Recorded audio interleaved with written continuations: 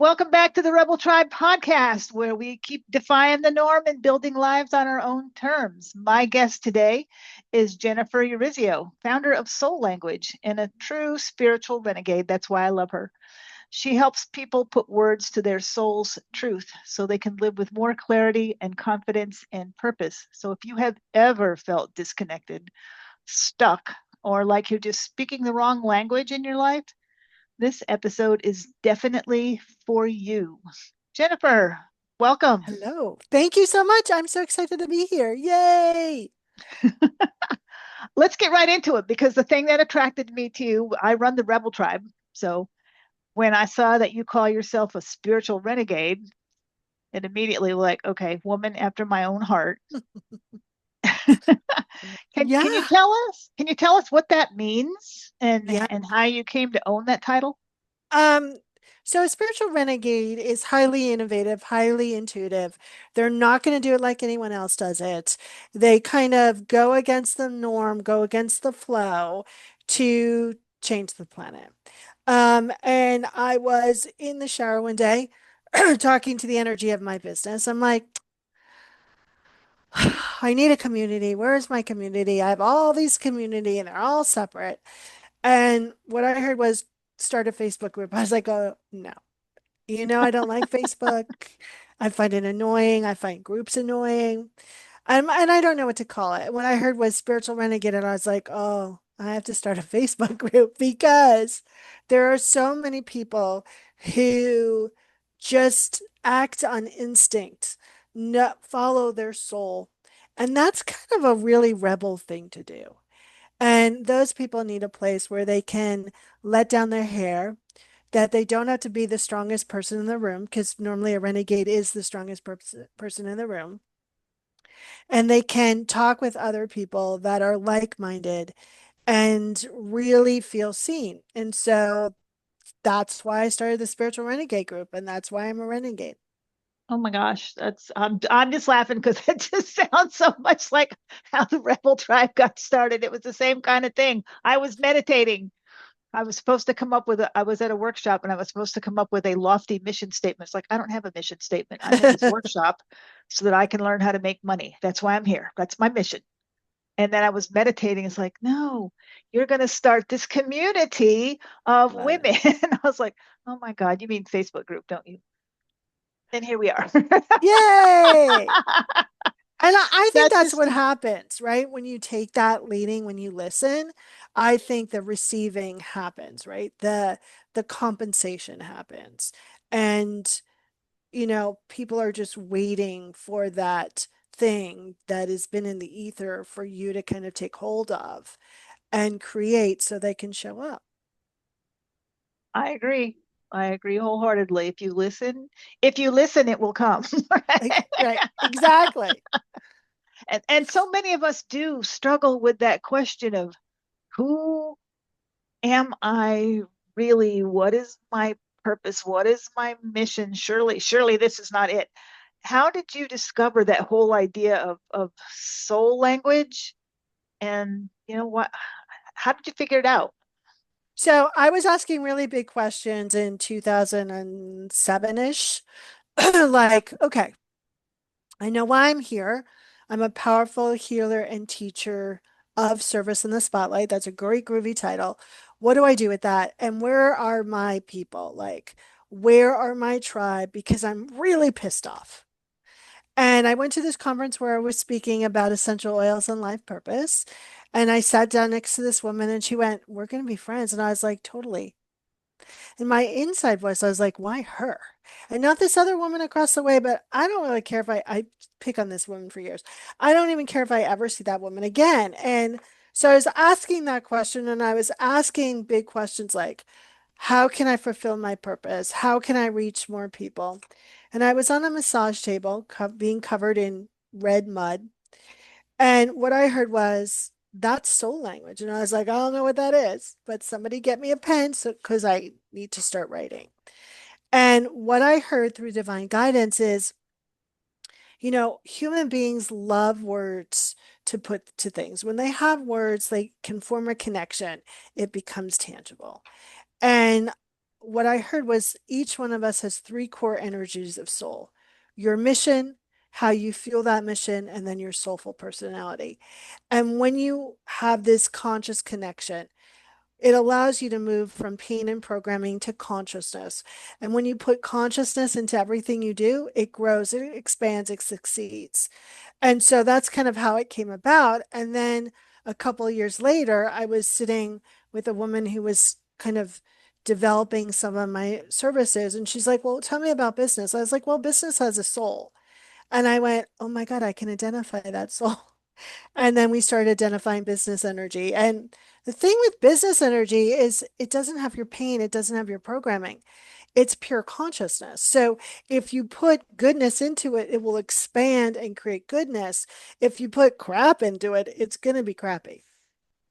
And that's what I teach people. I teach people how to put consciousness into everything they do. And you mentioned purpose, right? People are like, what's my purpose? What's my purpose? And people are being their purpose every moment of every day. What they get confused about is the expression of that purpose, the delivery system. And so I want everyone to know you're not here to be an author or a teacher or whatever. Those are delivery systems. Your purpose is much bigger than that. And it's first for you and then for others. And when you acknowledge, accept that, and experience that, the delivery systems kind of easily flow and it becomes this fun kind of game instead of this, oh my God, I need to know my purpose because I need to make an impact. Um, Horror show. I'm just laughing because it took me a long time to figure that out because I always did identify myself as author, I'm a speaker, I'm a trainer, I'm a coach. No, I run this enormous group of women who are just changing the world, and yeah, that's my purpose. I do that through speaking, writing, Yeah. but my And purpose is to bring these women together. yeah, and I would go even deeper than that. I would say your purpose here is to be a catalyst of growth first for yourself and then for others, right? So I'm noticing that I seem to be, I don't know what's a good way to put it. I seem to be finding more and more women that are suddenly listening to what I have to say as opposed to, yeah, yeah, yeah, whatever. That's that woo-woo stuff. Go away. Why do you think that suddenly people and women in particular are they now need this more than ever? I think the current environment, the misalignment in the current environment of the time we are living in is so in our face that we can't ignore experiencing what we truly want. I think the soul keeps saying more, more, more goodness, more happiness, more joy. And the current environment is saying the exact opposite, that individuals are looking for sources to help them understand the internal structure with it. And I think that's why more and more people are willing to listen, but not only willing to listen, but willing to take action on that listening, right? Turning that knowledge into wisdom and then experiencing that wisdom in every part of their life because there's a lot of crazy out there.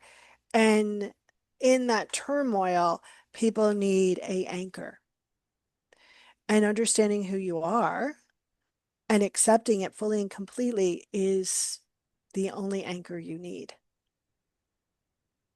So can you explain? You did a little bit, but let's really kind of get into it. In simple terms, what exactly is soul language and how does it change the way we live or do our business?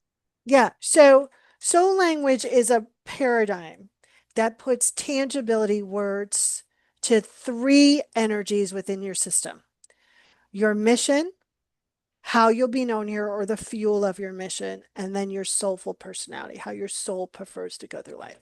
So we'll use me. My mission is called Equalizer. It's all about creating that perfect formula balance, first for me and then for others. When I go into a restaurant, if it's too crowded, it will thin out. If it's not crowded at all, more people will come in. It's the freakiest thing to watch. Okay. How I fuel my balance or help others feel their balance is through my energy, my language called teacher of integrity. All my life, I've been able to see where people are out of the consciousness of love. I offer them the chance to get back in, which means back into balance, which means back into being an unstoppable freight train of goodness.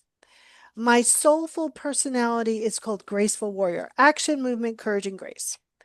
Most of my life, at war with everything, very painful place to be. When I'm at war with everything, I am unable to use my energy in a sustainable way. So I've crashed cars because I was in conflict internally. So when people have their soul languages identified, and we do it through a process of muscle testing, meaning the practitioner's body becomes the pendulum to determine their soul languages, they have a way to create a conscious connection between their human self and their soul for clarity, to be led, to let go of things that have caused them pain and suffering, to create from a place of power, to instinctively know and honor the next step that they want to take or should take. It allows them to, instead of operating from a pattern, operating from a profound sense of their whole and complete, which results in wholeness and completeness. So I'll give you a tangible example. So my energy again is very warrior in nature. So I can get more stuff done in 15 minutes than most people can get all day long. So a couple of years ago, I'm yelling at my business energy, which is kind of at the time I felt direct conflict with who I am. The business energy is more still and loving in nature. And the business said, go to the beach. And I was like, oh, no. I got emails to write and programs to think about and blah, blah, blah. And the business energy went, go to the beach. So I went to the beach. I had a great day.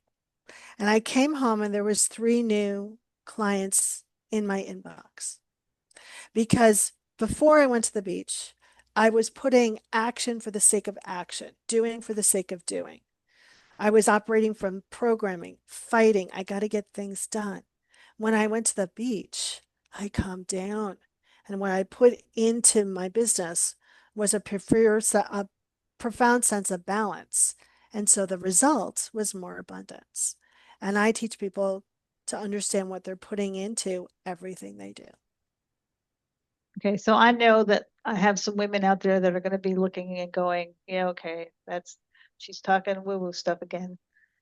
How do you how do you bridge the gap between something so spiritual, I guess, and the practical, day-to-day decisions that we have to make all the time? Yeah. I mean, I'm warrior. So if I can't use it in my everyday life, what's the point?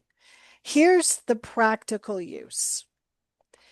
If you are, I'm going to give you a tangible example. Okay. Most people make decisions based on something they're afraid of or a past experience, or they do it by jury. They ask a million people and then they're so confused about what decision they want to make that they don't even make anything. When you have a moment to consult the inner compass, the inner guidance, you are going to make decisions based on such a knowing that you might not be able to explain why you're making that decision. And what that will result in is more ease and more grace. So a couple of years ago, this was like 20 years ago, I'm at the airport and I'm rushing out of fear. Got to get to the airport, got to do this, got to get on the gate, blah, blah, blah. And instead of being inner knowing, I wasn't. And my wallet is on the counter and it's like blinking at me, right? In my head, it's like blinking. I'm like, no, no, no. I know better. I got to get to the gate. I got to do this. No, no, no. So I go through the gates. I'm on the way to the actual like sitting, and I pass these water bottles and they're blinking in my head. And I'm like, huh, I got water. I don't need you. And they're blinking. And my soul is going, please buy the water. Please buy the water. So I go into my bag to reach and get my wallet. And it's not there because it's on the counter. And I'm like, oh, now when I got back to the counter, the original counter, it was there. Everything was there. And the assistant at the counter said, have you not heard us calling you on the AP system? We've been calling you for like an hour. I'm like, no.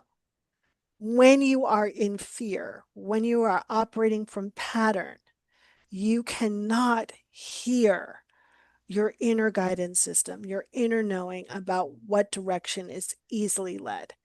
And even the most non woo woo person will give you an example of, oh my God, I just had a gut feeling. Or, hey, I knew, Sophie was going to call. Or I was thinking about someone and then they called, right? It's about tapping into those forces that are here to support you in a profound way so your life is easier. So it's extremely practical versus doing everything with your head, whose only job is to keep you in the illusion of safety. And that is from operating from what you know, not the potential. Oh, ladies, listen to her because you've all heard me talk about how many times just listening to my gut and acting on what I thought I was being told has saved me time and energy and money and pain and everything. So please listen. I'm not the only one that feels this way. Oh. Ah. So I deal a lot with women who are struggling with imposter syndrome. That's kind of a thing. If someone is feeling fraud like, because my audience knows that feeling really, really well, how can soul language help them reconnect to the truth that they're not frauds? They're okay. Yeah. So let's give everyone a quick tip to do that. So I always say if you're feeling like a fraud, the first thing you want to do is to fill your body with safety. Your body has divine intelligence. It knows where to pump the blood, right? And it knows how to put you in a feeling of safety, even if you've never experienced it in your life. You just have to tell it to. And I don't expect someone who's never felt safety to automatically feel all gooey inside. No, you want a brief pause because the more you pause the feeling, the larger it gets, and the cellular memory will remember that. That will be the go-to. So you do it by just asking, body, place me in a feeling of knowing that I'm safe. And then from there, you ask yourself, if I knew I was whole and complete, if I knew I was enough, because that's what fraud's about, what would I say and what would I do and what would I express here? So that's a quick tip for everyone. But for soul language, it allows you to sit in a feeling of deep knowing. And it allows you to make decisions or say things from a place of wholeness and completeness and soul. So you're going to say things that you would normally not say and feel more powerful because you're in that connection. That sense of imposter syndrome it's a couple things going on. One, it's a feeling of not being enough. So you want to look at how that pattern shows up in your life. And the second part of that is a feeling of not being safe being seen. So if anyone has experienced trauma, the trauma response is to go very tiny, very small, almost invisible. So when you're trying to step out and be an expert, that trauma response is going to take over and feel really small. And that is going to look like imposter syndrome. So you also want to kind of transform that feeling of having to be invisible in order to be safe. And talking to your soul is going to help you rewrite that programming versus talk therapy, because when you talk to your soul, it actually, the energetics change. And since we're all energy, right? And the replicating factor needs to be change of your DNA, only your soul can help you do that. I love it. Thanks. So you've trained, I'm hoping they're listening because, like I said, I deal with a lot of imposter syndrome is alive and well. Okay. It's out there. And most of us suffer from it at some point or another. And if we don't learn to overcome it, it's makes a big difference. So I'm glad to hear that you have some ideas on that as well. So you have trained uh, people, women around the world, basically. What patterns are you seeing in women, Yeah, especially when, yeah, I see a lot of, individuals who are afraid to be seen, right? They're afraid to speak their truth. They are really great with their clients and then they're like, I don't know how to explain this to others, right? Like they're like, I don't know everyone can do this. No, everyone can't do that, right? I see a lot of people who are hitting that glass ceiling of their internal structure, right? They know that there's something bigger out there for them, but they can't just break through that. And I see people who want to really make a huge impact, um, but they don't know how to do that, right? And I always say you're not in charge of the how, you're just in charge of the next divine inspired action, the next step. I ask a question on my podcast a lot, which is, what big questions have you been asking yourself lately? And almost everyone answers the same thing about like, how can they make a bigger impact on the world?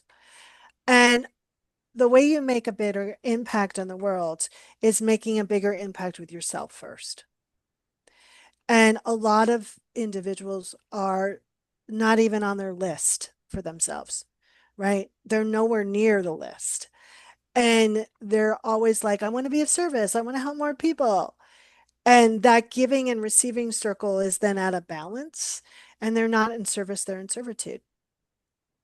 And one of the great things that I'm able to do is help people balance that giving and receiving cycle. why is that, do you think? Because I confess, okay, I had to do a lot of self inner work before I could get where I am now. Why is that, do you think, that so many people, like you said, I want to make an impact on the world and I want to do all this wonderful stuff and I don't understand why I can't? And they don't understand it's because they're not ready. The, Whatever it is that they need, it's not there. Why is yeah. that, do you think? I think because there's heritage beliefs, there's paradigms, there's religious beliefs that are instilled, like receive more than you like, give more than you receive, right? Right? We're taught that being of service means that you don't expect anything in return.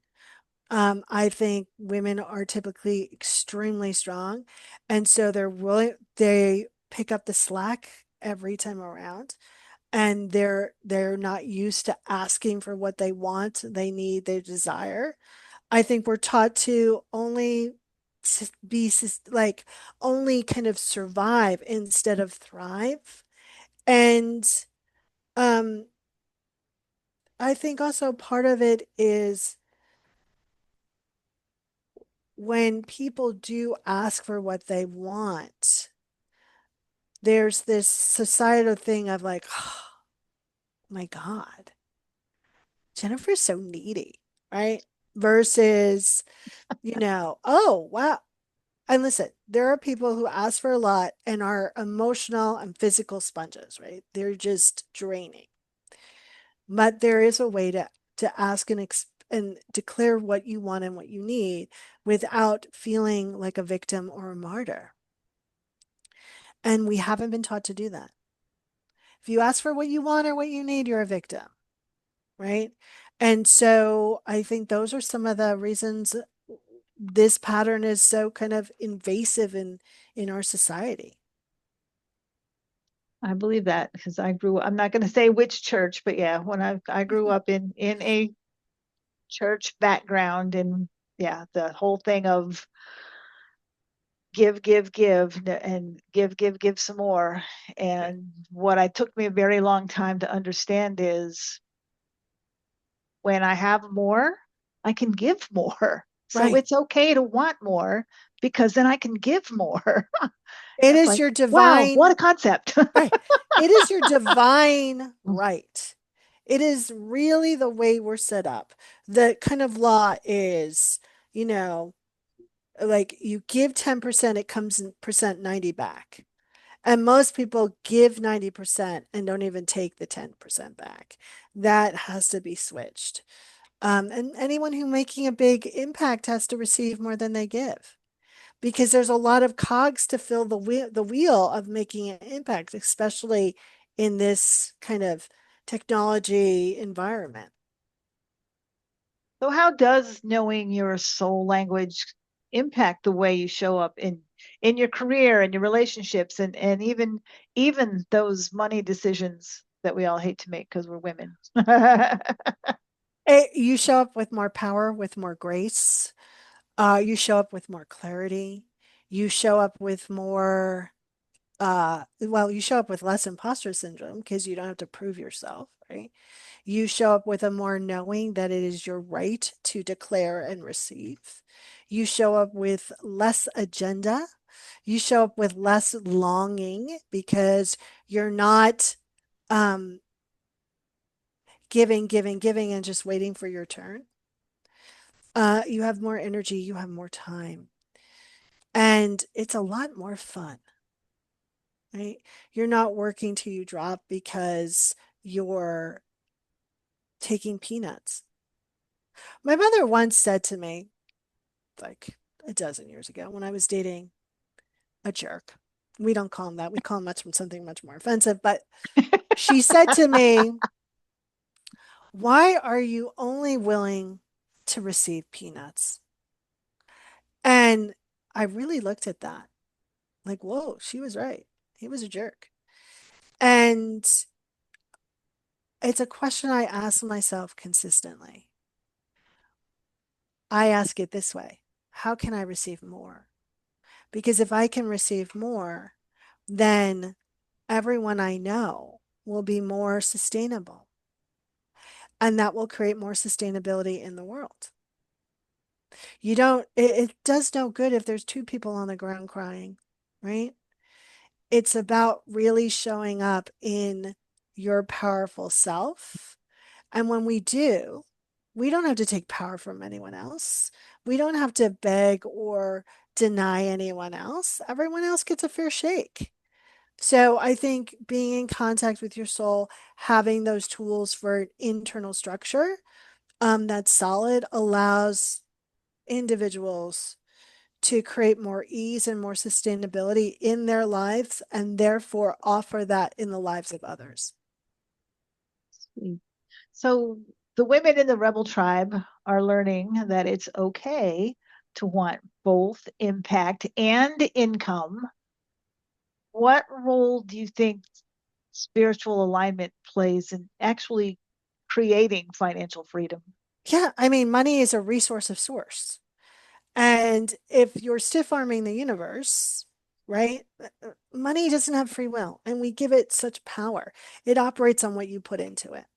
And if we were, trading in goats, we'd be having this conversation about goats. So when we receive an income that benefits us, that allows us to decide what we want to do with that income. If we want to benefit others, we could offer it to charity. If we want to create something that allows people to generate income, we can do that.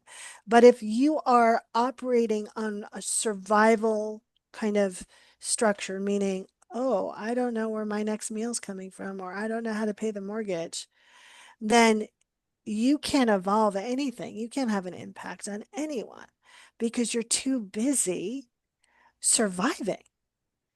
So, sustainability income is a direct result of allowing you to have a bigger impact. So, deal with your money things, right? Understand what you're putting into that relationship field between you and money and understanding what gets to change so you can receive more. Awesome. That's Yeah. I don't know how to get that message out to some of my ladies. It's like you're doing it to yourselves, lady. You've got all these little mindset blocks, Yeah. and I that's the have biggest a thing. yeah, I have an online program called Coming Back After Money Broke Your Heart.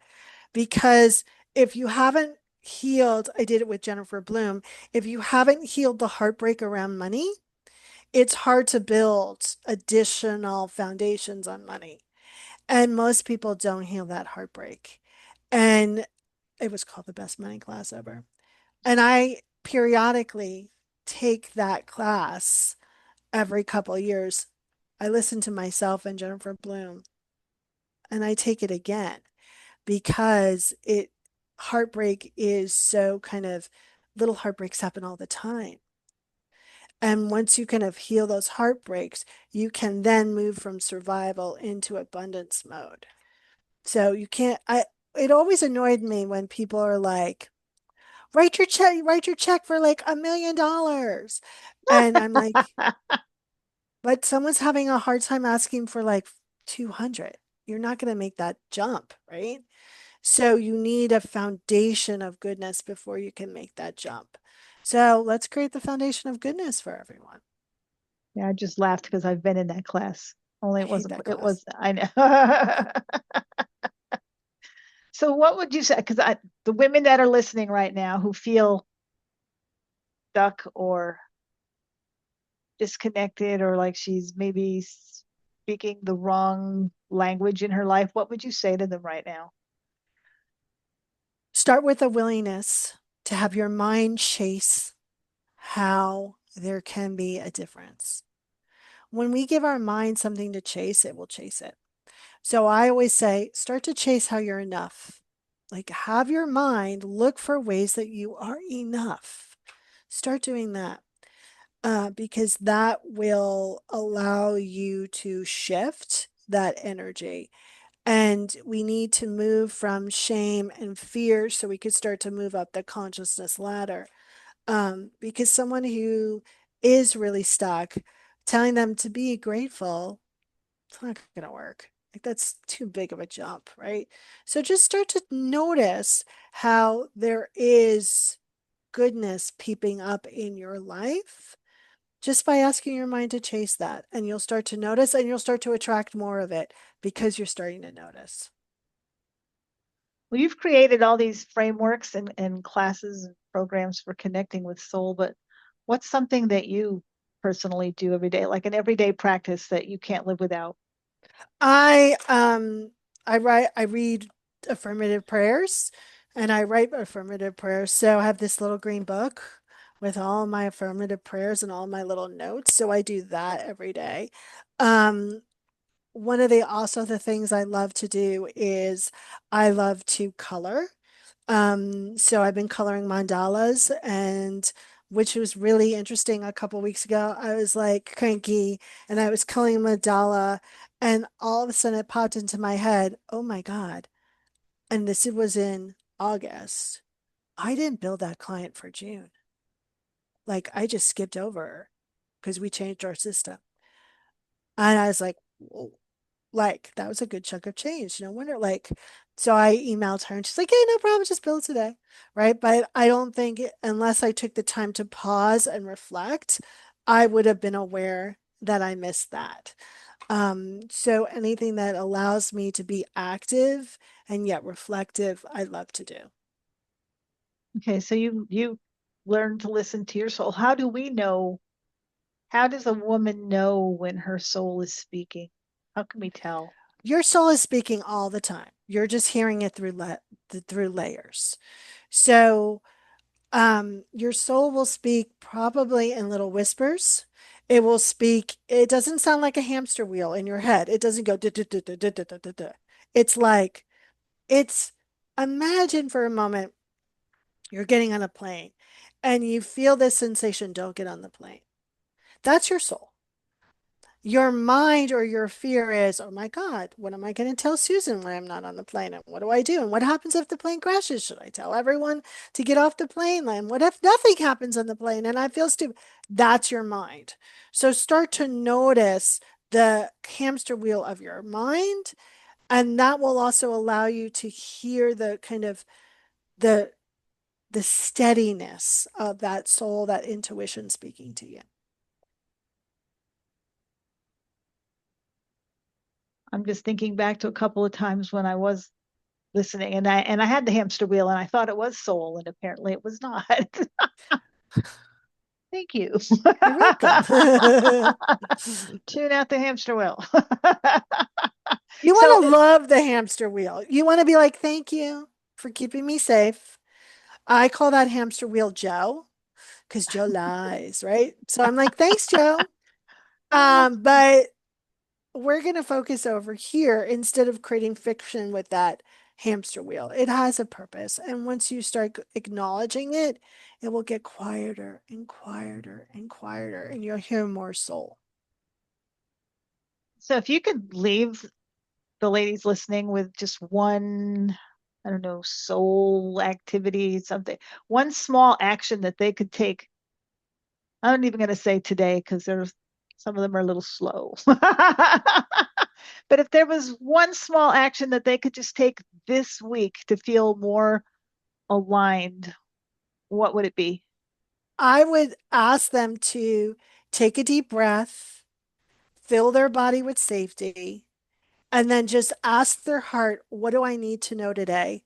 Make some notes. And after that day, go back and make some more notes and just see how what they heard or what they felt played throughout their day so they can understand how their essential nature, their soul, is communicating with them, right? I get Star Trek references. I know what that means. Most people don't really understand their database, so they don't understand when their soul is talking to them.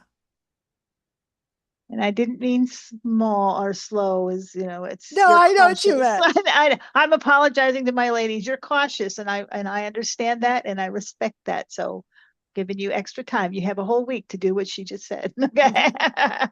And if And then you I don't expect you do to come it, back in that's and tell okay me. too. Yeah. So if they're intrigued by learning their soul language or whatever, and they want to reach out and work with you, how can they do that?